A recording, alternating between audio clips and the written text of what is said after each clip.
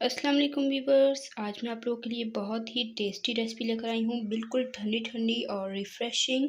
आज मैं बनाऊँगी पंजाब की फ़ेमस पंजाबी लस्सी की रेसिपी। बहुत ही झटपट तैयार होती है, तो अपने रेसिपी को एंड तक देखना है। तो बिस्मिल्लाहिर्रहमानिर्रहीम, एक ग्राइंडर जग लेंगे और इसमें हम डालेंगे बिल्कुल गाढ़ा दही। 2 कप डालेंगे, ये 1 कप मैंने अभी डाला और ये दूसरा कप।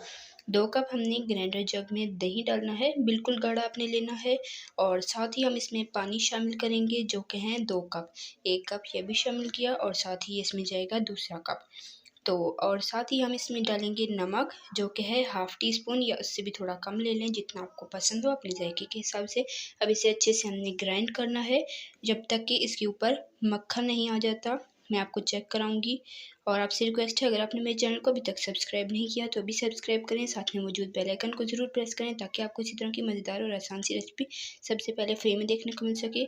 तकरीबन 4 से 5 मिनट मैंने इसे अच्छे से ग्राइंड कर लिया है और आप देख सकते हैं ये ऊपर जो झाग आई है इसे ही मक्खन कहा जाता है। तो अब यहाँ पर गिलास लेंगे और इसमें हमने आइस क्यूब डालने हैं तकरीबन 3 से 4। और ठंडी-ठंडी लस्सी होनी चाहिए, बिल्कुल ठंडा दही होना चाहिए और पानी भी मैंने इसमें बिल्कुल ठंडा यख डाला है। अब इसमें जो हमने लस्सी बनाई थी वो डालेंगे और ऊपर हमने जो मक्खन जमा हुआ था वो मैंने डाल दिया है। तो ये देख सकते हैं झटपट हमारी लस्सी बनकर तैयार हो चुकी है।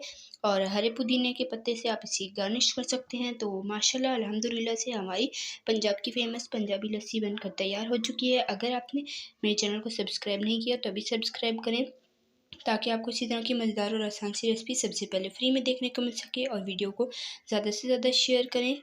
और रेसिपी पसंद आई है तो वीडियो को लाइक कर दें और कमेंट में ज़रूर बताएं कि आपको मेरी आज की रेसिपी कैसी लगी है। तो उम्मीद करती हूँ आपको मेरी आज की रेसिपी ज़रूर पसंद आई होगी।